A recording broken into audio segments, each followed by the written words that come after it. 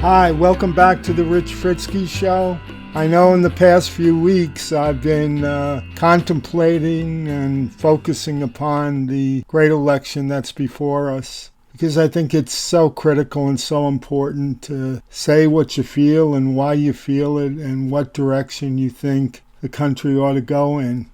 And so I've weighed in heavily and strongly, attesting to my belief that we need such great change in this country. But I'm going to lay that down this week as promised and go to a softer subject. And in fact, I've focused upon what used to be my feet. And I hope you find this telling.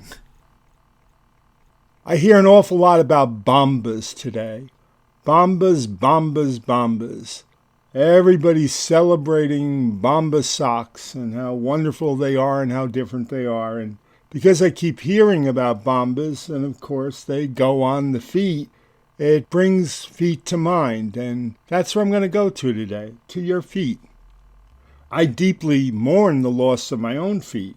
I miss standing on them. I miss walking and running on them. I miss bending over and playing ball or golf. I miss climbing ladders and being able to place the angel on top of the Christmas tree. I miss putting the pedal to the metal. I miss jumping off of a diving board or off of one of the boulders on the shore of Lake George, none of which can be done without the feet. I miss mowing the lawn and weeding the garden and being able to climb out of the swimming pool. I miss hiking and being in the cradling embrace of a forest in the Adirondacks in the autumn. I miss tying my shoes and flexing my toes in a pair of beautiful new soft moccasins.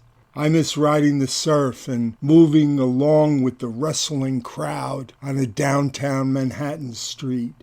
I miss weaving in and out of people as I always rushed to overtake the crowd in front of me. I started doing that as a kid, imagining that I was a running back, reacting to the efforts of a pulling guard, isolating on the seam and cutting through the opening for great yardage and glory. Yes, I started as a kid, and I never stopped. On crowded New York City streets, I always used to run for glory. The feet led the way. So I miss the hustle and bustle of what were my fairly regular visits to New York City, to places like the regional offices of the United States Environmental Protection Agency, or the United States Army Corps of Engineers, and especially, where I often went, the Port Authority of New York and New Jersey at the old World Trade Center. I miss standing on my tiptoes. I still long to see what others cannot. Once at almost 6 feet 2 inches, I often looked down and saw what others could not see. But now forever cut down to size and in a wheelchair, I am always looking up, and I miss so very much of what others do see. Now I often find myself thinking about what it was to put on a new pair of sneakers and squish around in them, believing that I was ready to give the kids a run for their money again. In a new pair of sneakers, after all. I was forever young. Aren't you? Always ready to defy the dictates of time and age. I was damn well ready to run in those New Balances. I miss that feeling, just as I miss walking upon beds of rock, deep within forests primeval. I remember what it was like to leap up, stretching hard, to catch the ridgeline of a steep rock, the kind that would press deep into the base of your sneaker or boot. Can you picture a rock like that?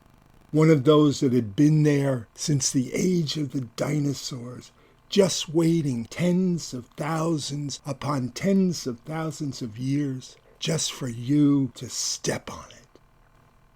I miss the feel of the pedals on a bicycle and the softness and firmness of my golf shoes.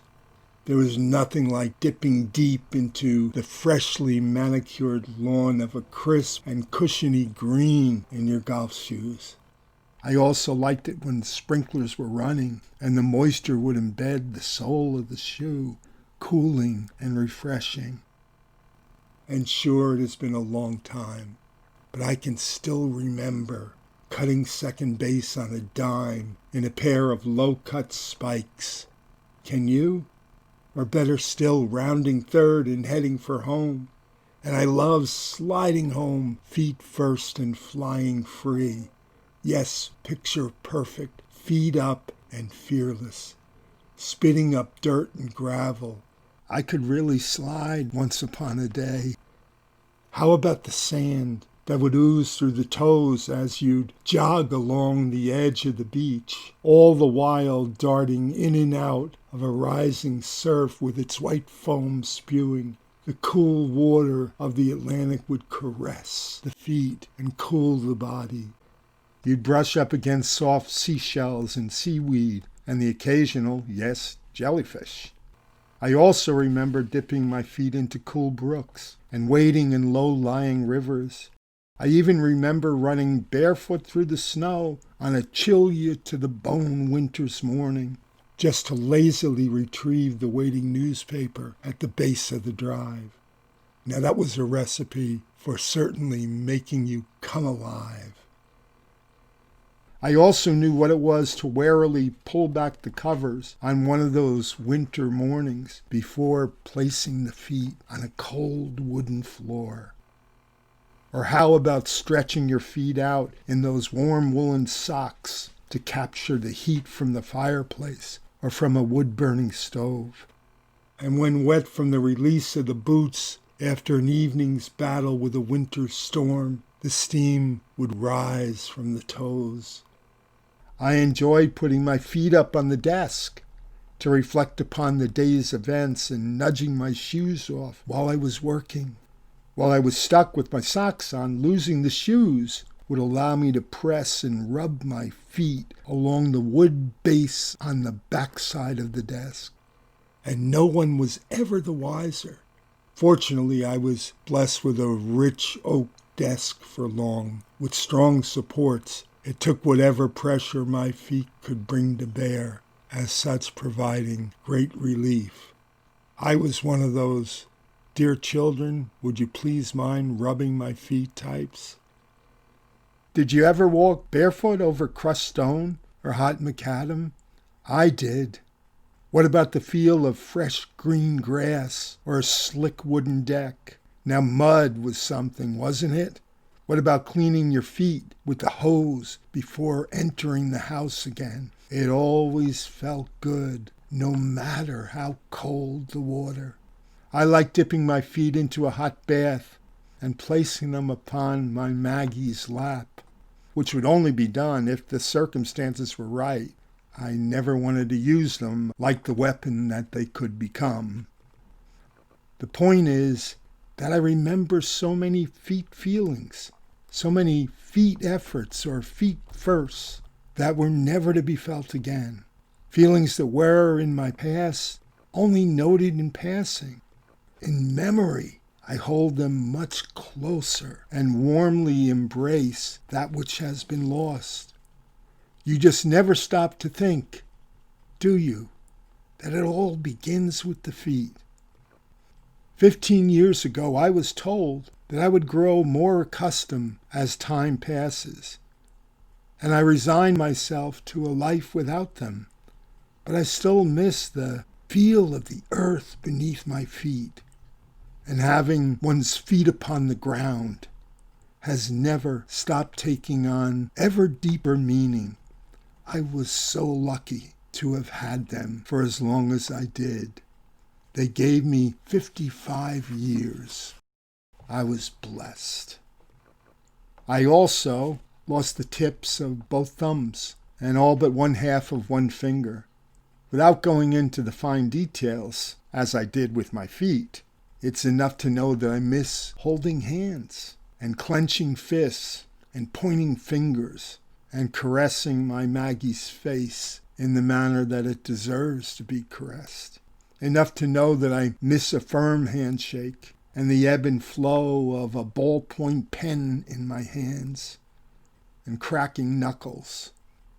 It's not fair, maybe, but it is what it is. And I just take greater stock in having eyes with which to see and a voice with which to speak and the one half of one finger left to me with which to punch the keys on a keyboard and write. Thank your feet tonight, and the legs that move them, and the fingers that allow you to do ever so much, and to live a full life. Having lost them all, I appreciate their mettle and their worth all the more. I am ever so grateful for all that they did for me in their day. I guess that's enough about feet, and that's enough for today. I'll be back at you again in short order next week. Thank you ever so much.